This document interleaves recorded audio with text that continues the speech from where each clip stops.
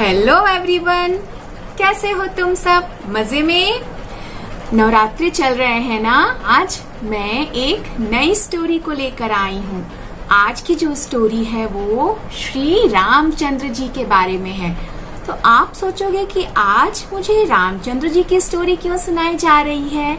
उसका रीजन है, जानना चाहते हो? चलो मैं बताती हूँ।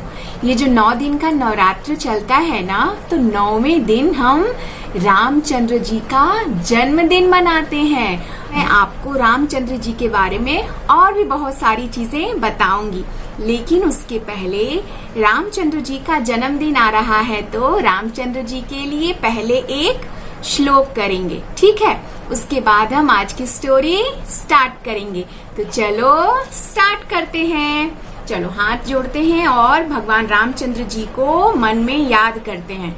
रामचंद्र जी को देखा है ना, हाथ में धनुष लिए रहते हैं और बगल में सीता जी, लक्ष्मण जी और हनुमान जी बैठे रहते हैं, है ना? वही है श्री रामचंद्र जी, बहुत सुंदर से। ठीक है, तो चलो आज हम उनको याद करते हैं।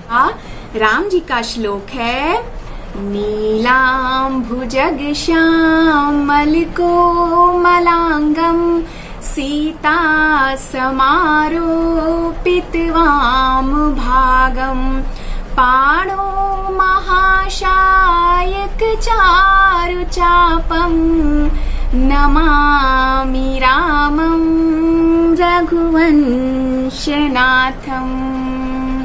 श्री राम जी को मेरा प्रणाम। तो चलो आज की स्टोरी स्टार्ट करते हैं।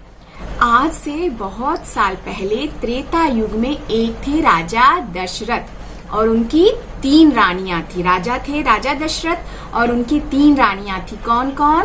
कौशल्या, कैकेयी, सुमित्रा। ये 3 रानियां थी। सबसे बड़ी कौन थी? कौशल्या, दूसरे नंबर पे कैकेयी, फिर सुमित्रा। ठीक है, तो बहुत दिनों तक राजा दशरथ को कोई पुत्र नहीं हुआ।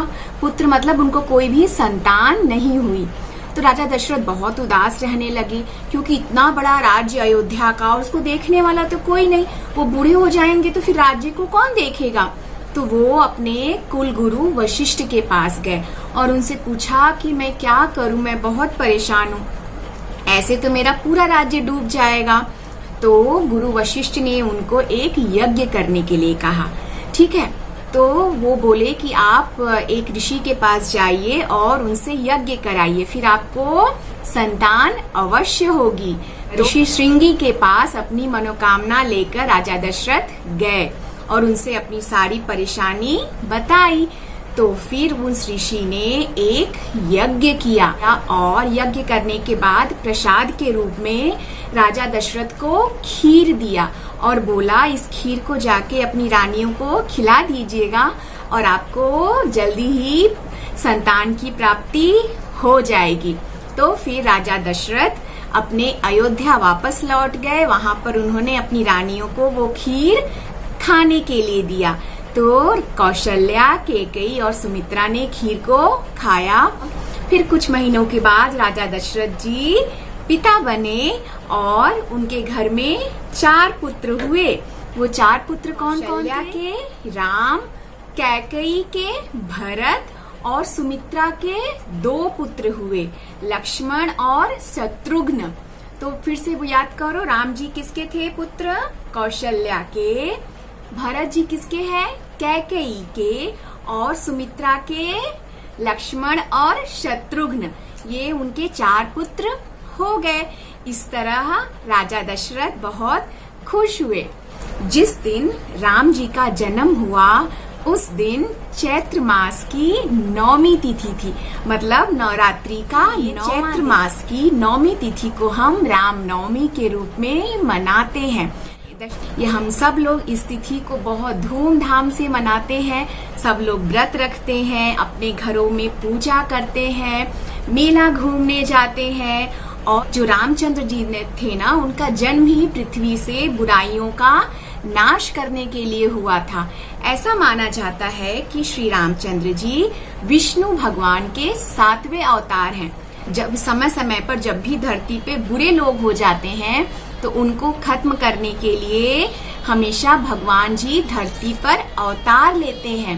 उन्हीं में एक श्री रामचंद्र जी भी थे। फिर वो जन्म लिए और फिर उन्होंने रावण का अंत किया। रावण को हम बुराई के रूप में दशहरा के दिन जलाते हैं। ठीक है, तो ये थी स्टोरी। अब मैं कभी आपको फिर रामायण के बारे में, जो राम और राम जी का पूरा जीवन है वो रामायण में संकलित है, तो आपको मैं एक दिन रामायण की कहानी बताऊंगी। तो फिर आज की स्टोरी से पता चला कि हम रामनवमी क्यों मनाते हैं, रामनवमी का क्या महत्व है। तो फिर अब चलो मिलेंगे नई स्टोरी में, तब तक के लिए बाय।